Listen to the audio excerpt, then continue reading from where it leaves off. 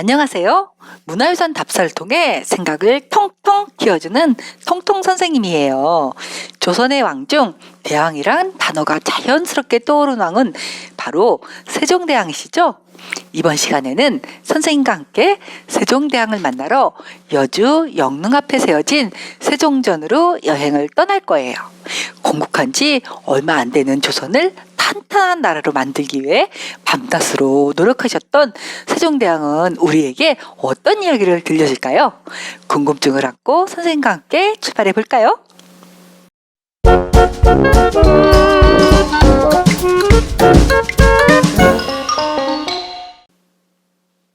세종전에 가면 세종대왕의 일대기를 그린 그림이 있어요.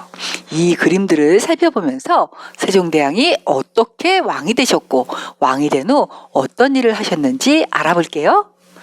백성들이 억울한 일을 당하지 않게 하기 위해 한글도 만드시고 우리 땅에 맞는 농사 방법도 정리하시고 백성들이 농사를 할 때 도움이 될 수 있도록 과학기술을 발전시키는 등 무척 많은 일을 하셨던 세종의 어진이에요.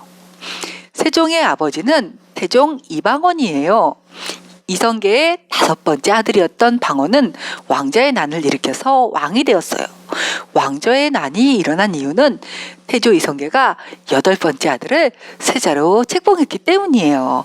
그러니 첫째를 왕으로 삼지 않으면 잘못하면 왕위 다툼이 또 일어날 수도 있겠죠. 다시는 왕위 다툼으로 피를 흘리는 비극을 만들고 싶지 않았던 태종은 네 아들 중 첫 번째 아들인 양녕대군을 세자로 삼았어요.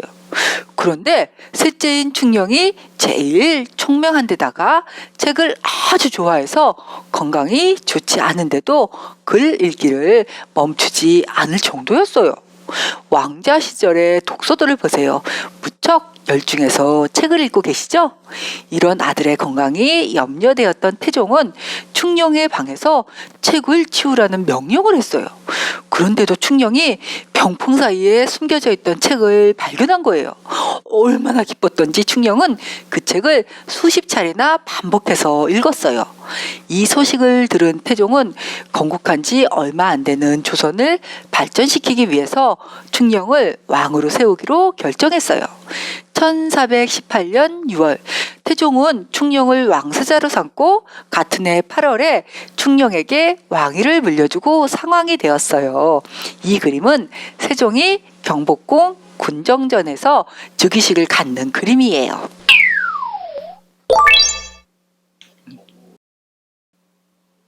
현재 즉위한 왕보다 위의 왕이란 뜻이에요. 원래 왕은 즉위한 이후에는 돌아가실 때까지 왕으로 군림하는 것이 원칙이었어요. 절대적인 권력을 가진 왕인지라 왕이 2명일 경우 문제가 생길 수도 있기 때문이죠. 그러나 태종이 이런 원칙을 깨고 상왕이 된 이유는 조선의 발전을 위해서 세종에게 정치훈련을 시키고 싶었기 때문이에요. 태종은 자신이 살아있을 때 세종에게 강한 왕권을 만들어주고 싶었던 것이죠. 그래서 세종이 나라를 다스릴 때 방해가 될 것 같다고 판단되는 사람들을 죽이기도 하고 쫓아내기도 했어요. 심지어는 세종의 왕비였던 소원 왕후의 아버지를 역적으로 몰아죽이고 그 집안을 풍비박산시켜버리기도 했어요. 이처럼 태종은 4년간 상황으로 있으면서 세종이 소신 있는 정치를 추진할 수 있도록 도와주었어요. 그리고 돌아가시면서 내 손에 피를 묻혔으니 내가 지은 죄는 다 가져가겠소. 부디 세종은 훌륭한 왕이 되시오라고 하셨어요. 우리 친구들은 조선을 발전시키고자 사사로운 정을 벌였던 태종의 행동에 대해서 어떻게 생각하나요? 나라를 이끌어가야 하는 지도자의 길이란 참 어려운 길이라는 게 느껴지죠? 왕이 된 세종은 태종의 마음을 잊지 않고 나라의 근본인 백성을 위하는 위민 정치를 실행하기 위해서 노력했어요. 이 그림은 이종무 장군이 1만 7천여 명의 군사를 거느리고 외구의 근거지인 대마도를 정벌하는 광경이에요. 당시 일본은 무사들이 편을 나누어 전쟁을 하던 시대였어요. 그러자 일본에서 살기가 힘들어진 왜구가 자꾸 조선에 쳐들어와서 노략질을 쌓고 백성들에게 여러 행패를 부렸어요. 그래서 세종이 이들의 근거지인 대마도를 정벌하도록 명령한 것이죠. 대마도 정벌은 성공적으로 끝나서 대마도주가 조선에 항복하였으며 대마도가 경상도 땅이 되었어요. 어머, 그러고 보니 일본 땅이라 알고 있었던 대마도가 우리 땅이었네요. 대마도 정벌 덕분에 100여 년에 가까이 한반도를 침입했던 왜구를 잠재울 수 있었으니 백성들이 무척 편해졌겠죠? 세종은 왜구뿐 아니라 북방 민족들도 다스렸어요. 이 그림은 최은덕 장군이 세종의 명령을 받고 여진족의 주장인 이만주를 소탕하는 광경이에요. 한반도 북쪽에서 살고 있는 여진족은 식량이 떨어지면 조선 땅에 식량을 구하기 위해 자주 침략해서 백성들을 못 살게 굴었어요.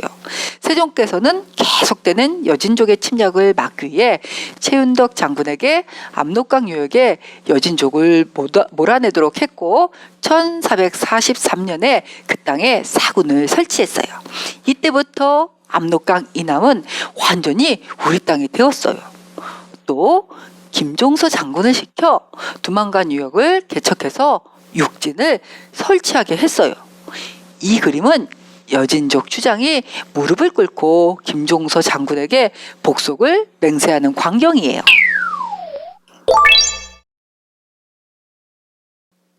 세종은 개척한 땅을 조선의 영토로 만들기 위해 충청도, 전라도, 경상도에 일부 백성들을 옮겨 살게 하는 3인연책을 실시했어요.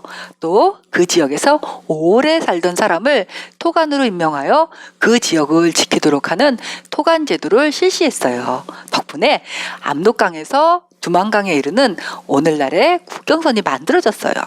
세종 때 만들어진 국경선이에요. 지도를 보면 조선의 영토가 무척 넓어졌죠? 이와 같이 사회 전반에 걸쳐 많은 업적을 이룬 세종대왕 덕분에 조선은 더욱 발전하여 태평성대를 맞이할 수 있었어요. 하지만 세종이 아무리 뛰어난 분이라도 혼자의 힘으로 이런 일을 할 수 있었던 것은 아니에요. 왕이 된 세종은 나라를 발전시키기 위해서는 인재를 양성해야 한다는 중요성을 알았어요. 그래서 재주와 인품을 갖춘 학자들을 집현전 학자로 뽑아서 마음껏 연구하고 공부하도록 했어요. 집현전에서 학자들이 공부하고 연구하는 모습이에요. 어떤가요? 집현전 학자들이 연구에 열중하는 그림을 보니 그들의 열기가 전해지죠? 인재를 소중히 했던 세종은 집현전 학자들을 무척 아끼셨어요. 어느 날 세종은 집현전 학자였던 신숙주가 새벽까지 공부를 하다 잠이 들자 신숙주에게 자신의 옷을 덮어주라고 하셨어요. 다음날 잠이 깬 신숙주는 임금의 넓은 은혜에 감격해서 눈물을 흘리며 세종이 있는 곳을 향해 절을 올렸다고 해요.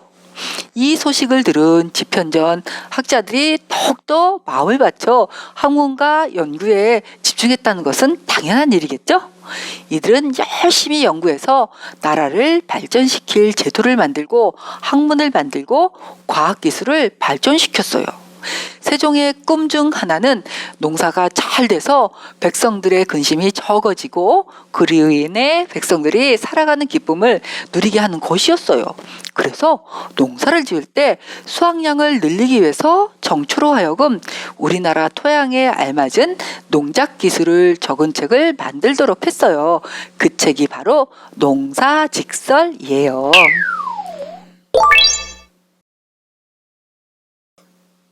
농사직설이 나오기 전까지는 농상집요 같은 중국 책들을 활용하는 정도였어요.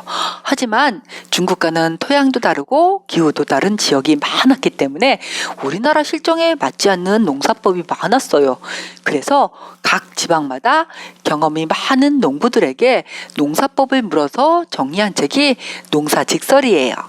농민들에게 도움을 주기 위해 조선의 기후와 토질에 맞는 농사직설이 만들어졌으니 의미가 참 크다고 할 수 있겠죠? 세종은 농사법뿐만 아니라 농사를 짓고 난 후 곡식의 일부를 세금으로 내는 전세제도도 개혁을 했어요. 이게 무슨 말인지 이해가 안 되는 친구도 있죠? 농사를 짓는 백성들은 의무적으로 곡식을 수확한 후 수확량의 일부분을 세금으로 내야 했어요. 이는 나라의 땅을 빌려서 수확한 것이기 때문에 땅에 대한 세금이라는 의미에서 전세라고 했어요. 조선 초에는 수확량의 10분의 1을 거둬들였어요. 언뜻 보면 공평한 것 같아 보이죠? 하지만 수확한 다음 10분의 1을 거두는 것이 아니라 100평의 땅이라면 50가마니를 수확할 테니 5가마니를 내야 한다는 것을 미래에 정해두는 것이었어요. 게다가 세금으로 내야 하는 양을 관리가 마음대로 정할 수가 있었어요. 그러니 농사가 잘 되는 곳은 괜찮았지만 농사가 안 되는 곳에서는 세금이 무척 부담됐겠죠. 그리고 풍년일 때나 흉년일 때에도 세금을 똑같이 거두니 흉년일 때는 백성들의 불만이 많았겠지요. 이에 세종이 백성들에게 도움이 되는 더 나은 세금 제도를 연구하라고 지시를 하자 토지의 비옥도와 수확량을 조사하는 모습을 그린 그림이에요. 표를 보세요. 전분 6등법이라고 적혀 있죠. 전국에서 조사한 내용을 토대로 세종은 농사가 잘 되는지 안 되는지를 6단계로 나눴어요. 그리고 표에서 보는 것처럼 농사가 잘 되는 곳은 작은 토지라도 수확량이 많기 때문에 300두를 받았고, 농사가 안 되는 곳은 넓은 토지라도 앞에 토지와 똑같이 300두를 받았어요. 이 표에는 연분 9등법이라고 적혀 있죠. 해마다 풍년인지 흉년인지를 조사한 후 9단계로 나눠서 세금을 내도록 한 거예요. 상상년에는 20두를 냈지만 하하년에는 4두만 내면 되네요. 우와, 16두의 차이면 엄청난 것이네요. 밥 공기로만 쳐도 16공기가 줄어드는 건데 두는 이보다 더 많은 양이니 흉년일 때에는 백성들에게 무척 도움이 되었겠죠. 이렇게 철저하게 조사해서 정해진 기준에 따라 걷는 양을 정했기 때문에 공물을 바치는 법이라 해서 공법이라고 불렀어요. 공법을 발표하자 무척 좋아하며 찬성하는 사람도 많았지만 반대한 사람도 만만치 않았어요.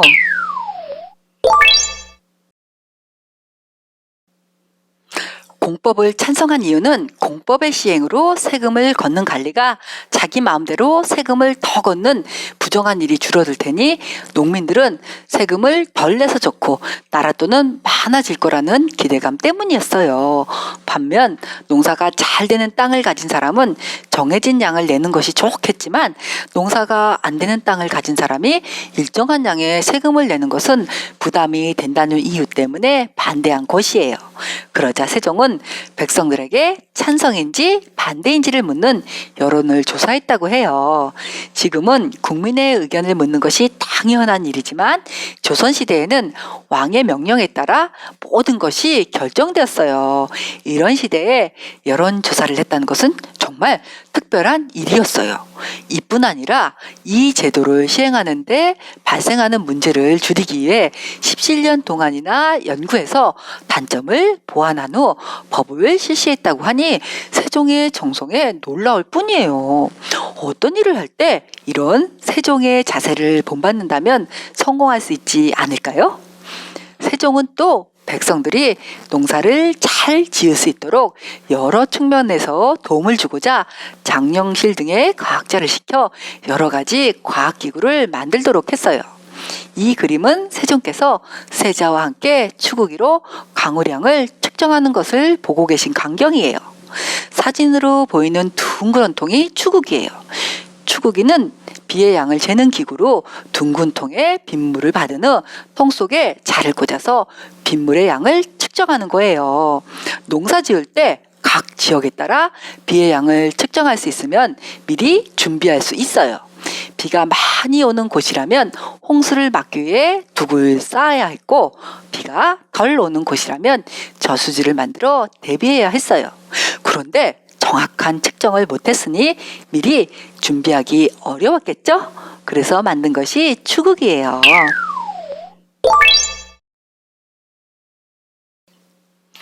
추구기의 발명으로 하늘을 보고 날씨를 관찰하던 수준에서 도구를 이용하여 정확하게 측정해 앞으로의 일을 계획할 수 있는 시대가 되었어요. 게다가 세종 23년 1441년에 만들어진 추구기는 서양보다 200년 정도 앞서 만들어진 거라고 하니 정말 대단하죠? 농사를 중요시하던 시대에는 가뭄이나 홍수가 들면 왕은 자신이 어질지 못해서 생긴 일이라 여겨 하늘에 제사를 지냈어요. 그만큼 하늘을 두려워했고 하늘의 이치를 아는 것은 나라를 다스리고 백성들을 보살피는 데 매우 중요한 일이라고 생각했어요. 그래서 세종은 궁궐 안에 별, 달, 해의 움직임을 관찰할 수 있도록 간이를 만들고 별을 관찰하는 관리를 두었어요.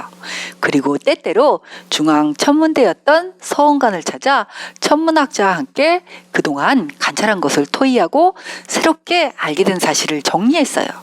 이 그림에 나오는 것은 혼천이로 혼이라고도 불러요. 그림에서 세종이 서원관 관리들과 하늘의 움직임을 관찰하고 있죠.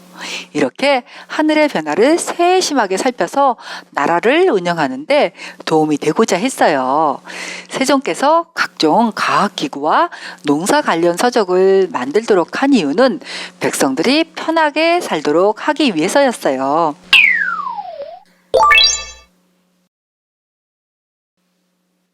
별을 보세요. 농토가 어떻게 되었나요? 별이란 당시 땅의 크기를 재는 단위로 조선 초에 50만 결이던 토지가 세종 때 170만 결로 늘어났죠.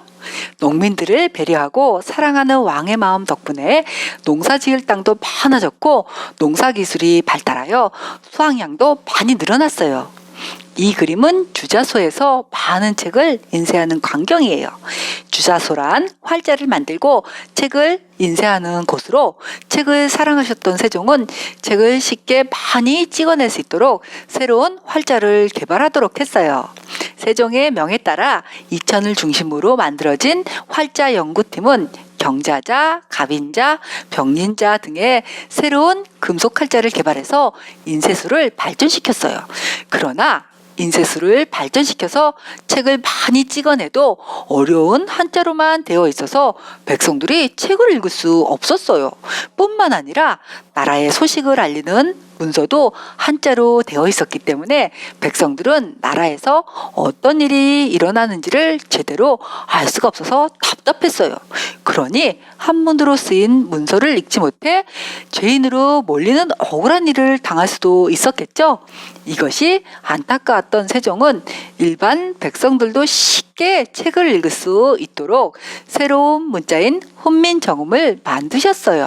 그래서 훈민정음에는 백성을 가르치는 바른 소리라는 뜻이 담겨져 있는 거예요.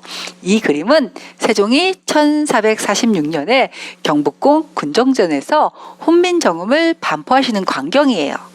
세종은 1443년에 훈민정음을 만들었는데 태발리처럼 한글을 쓰는 것을 반대하는 신하도 있었어요. 그러나 세종은 반대하는 사람들을 물리치고 훈민정음을 백성들에게 알리고자 반포하셨어요.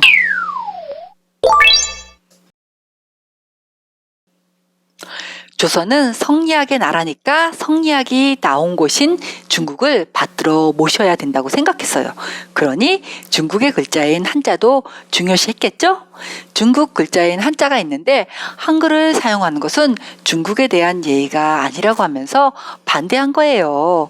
또 천하다고 업신여기던 백성들과 같은 글을 쓰는 것도 싫었던 것이죠. 만약 이런 반대에 부딪혀 한글을 만들지 않았더라면 지금 우리는 어떻게 생활했을까요? 세종이 한 일은 지금까지 살펴본 것만 해도 엄청나죠? 하지만 아직 세종의 능력이 다 보여진 건 아니에요. 그렇다면 또 어떤 능력이 있었을까요? 세종께서는 음악에도 관심이 많으셨어요. 그동안은 고려 때 중국에서 들어온 악을 연주했었어요. 종묘제례나 궁중의 조회 때 연주되는 음악인 아악을 중국에서 만들어진 것으로 사용했으니 우리 민족의 정서에 맞지 않았겠죠? 그래서 세종은 박연에게 아악을 정리하게 하셨고, 이때 정리한 아악은 지금까지 종묘제례에서 연주되고 있어요. 이 그림은 박연이 자신이 직접 만든 평경의 음이 제대로 맞는지를 시험하기 위해 세종 앞에서 연주하는 모습이에요. 세종께서는 소리를 듣고 잘못된 곳을 정확히 지적해서 고치도록 하셨대요. 음악에까지 천재성을 보여주신 세종이 어떤 분이셨을지 한 번이라도 직접 만나보고 싶어요. 이제 세종전 밖에 있는 과학 도구들을 살펴볼게요. 이건 앙부일구예요. 앙부일구란 솥이 하늘을 보고 있는 모양의 해시계란 뜻이에요. 앙부일구를 보니 정말 이름처럼 생겼나요? 앙부일구는 세계에서 가장 처음으로 제작된 공공시계로 세종은 앙부일구를 해전교 위에 한 개, 종묘와 남쪽 거리에 한 개를 설치했어요. 나중에는 들고 다니면서 볼 수 있도록 작게 만들기도 했어요.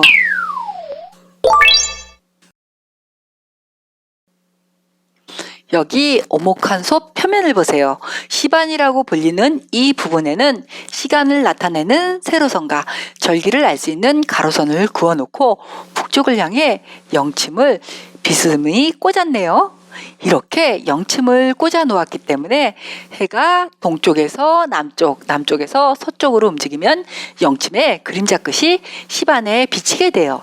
이때 영침의 그림자 끝이 가리키는 세로선을 보면 시간을 알 수 있고, 가로선을 보면 절기를 알 수 있어요.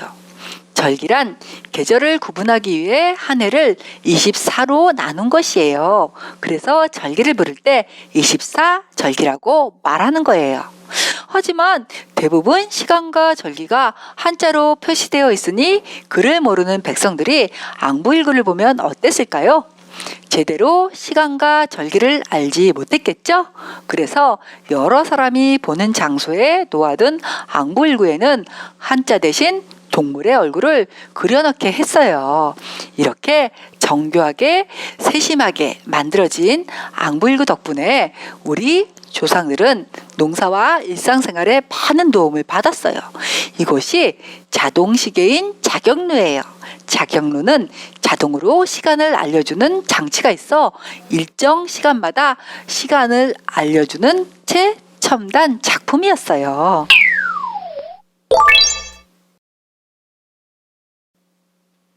지금 보는 것은 현재 남아있는 자격루의 일부분이라 이것만으로는 시간을 알 수 없어요. 그러니 기록을 바탕으로 복원한 고궁박물관의 자격루를 보며 알려줄게요. 가장 위에 있는 물 항아리에 물을 채우면 여기 보이는 대롱으로 물이 일정하게 흘러내려가 수소호에 채워져요. 수소호에 어느 정도 물이 채워져서 일정 시간이 되면 구슬이 내려가요. 구슬은 15상자 내부에 있는 길을 따라 지나면서 각 시간에 맞는 인형이 나타나게 해줘요. 여기 보니 미시를 알려주는 인형이 나타났죠? 미시는 오후 1시에서 오후 3시로 인형이 나타나 시간을 알려줄 뿐 아니라 시간을 알 수 있도록 인형이 북이나 징을 쳐서 시간을 알게도 했어요. 이처럼 자격루는 자동으로 시간을 알려주니 졸다가도 인형이 종치는 소리를 듣고 시간을 알 수가 있었겠죠? 자격루가 만들어지기 전에는 물이 채워지면 저 막대기가 올라오는 것을 측정하면서 시간을 알 수 있었어요. 이 그림을 보세요. 시간을 관리하는 사람이 시간을 지켜보고 있다가 새벽 4시가 되니 종을 쳐서 도성문을 열어라 라고 소리치고 있죠. 그런데 시간을 관리하던 사람이 깜빡 졸면 시간을 알려주지 못해서 시간을 관리하던 사람이 벌을 받기도 했대요. 이를 불쌍히 여긴 세종대왕이 장령실을 시켜서 자동으로 시간을 알 수 있도록 한 거예요.